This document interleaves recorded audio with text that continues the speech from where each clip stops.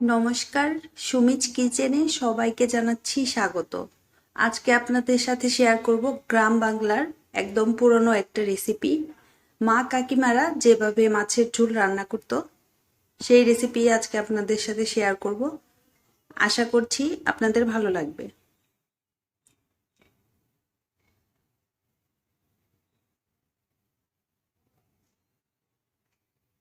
প্রথমে এখানে আমি গুঁড়া মশলার একটি পেস্ট বানিয়ে নেব।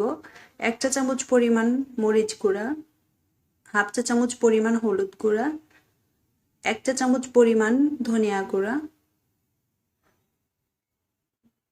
2 চা চামচ পরিমাণ সয়াবিন তেল,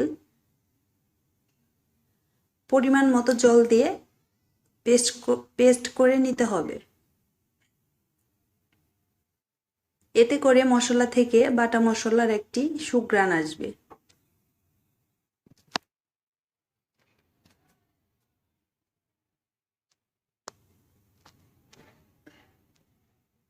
এইখানে আমি 5 পিস রুই মাছ কেটে ধুয়ে পরিষ্কার করে নিয়েছি। পরিমাণ মতো লবণ, পরিমাণ মতো মরিচের গুঁড়া,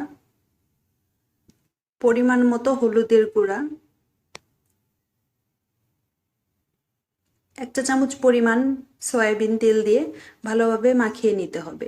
সয়াবিন তেল দিলে মাছ ভাজার সময় লেগে যাবে না। এখানে একটি পাত্রে 1 চা চামচ পরিমাণ জিরা, 2 টুকরো দারচিনি, 3টি এলাচ হালকা একটু টেলে নিতে হবে। মশলাটা পেস্ট করে নিতে হবে। মাছ ভাজার জন্য দিয়ে দিচ্ছি পরিমাণ মতো তেল।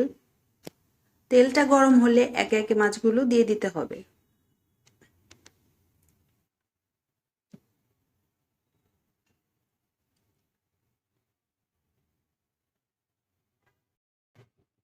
মাছগুলো ভাজা হয়ে গেছে, এখন তুলে নিতে হবে।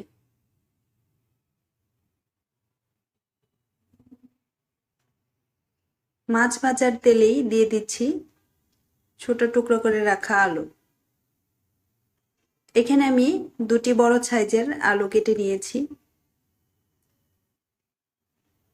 পরিমাণ মতো লবণ আর কাঁচামরিচ দিয়ে আলুটা 5 মিনিট ভেজে নিতে হবে।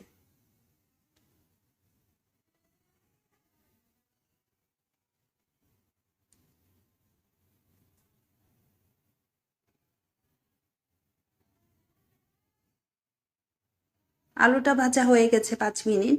পেস্ট করে রাখা গুঁড়া মশলাটা দিয়ে দিতে হবে। আর ভিডিওটি যদি ভালো লেগে যায় একটি লাইক দিতে ভুলবেন না। এরকম আরো সহজ রেসিপি পেতে চাইলে চ্যানেলটি সাবস্ক্রাইব করে দিতে পারেন। পেস্টটা দিয়ে মিডিয়াম আঁচে আলুগুলো ভালোভাবে কষিয়ে নিতে হবে।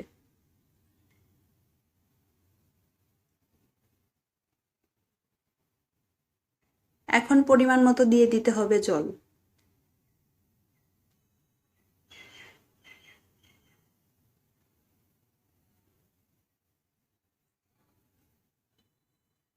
ঝোলটা ফুটে ওঠার পর মাছগুলো দিয়ে দিতে হবে।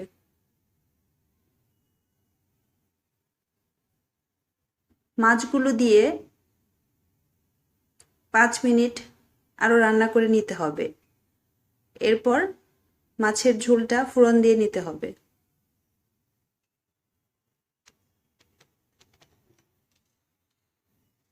ফোড়নের জন্য দিয়ে দিচ্ছি পরিমাণ মতো তেল, একটি শুকনা মরিচ, 2টি তেজপাতা, পরিমাণ মতো আস্ত জিরে।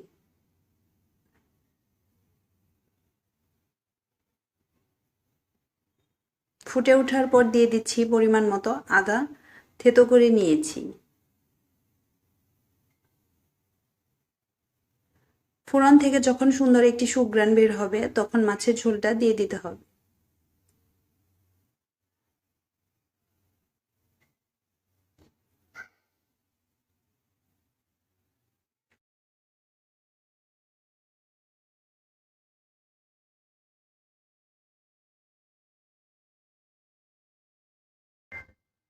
এখন পেস্ট করে রাখা গরম মশলাটা দিয়ে দিতে হবে। গ্রাম বাংলার পুরনো রেসিপিতে এই রান্নাটা করে দেখতে পারেন, আশা করছি ভালো লাগবে। পরিমাণ মতো ঝোল রেখে নামিয়ে নিলেই একদম রেডি। আজকের মতো এখানেই বিদায় নিচ্ছি। আবারও দেখা হবে নতুন কোনো রেসিপিতে।